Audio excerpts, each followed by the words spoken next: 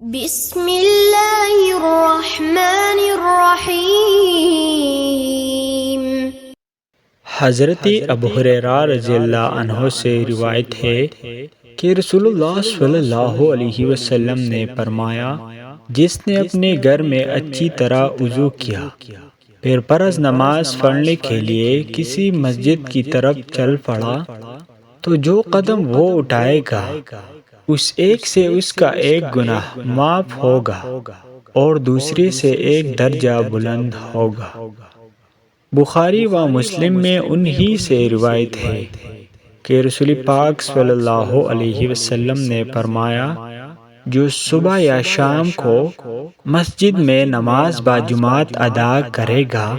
تو اللہ تعالیٰ اس کی جنت میں مہمانی کرے گا۔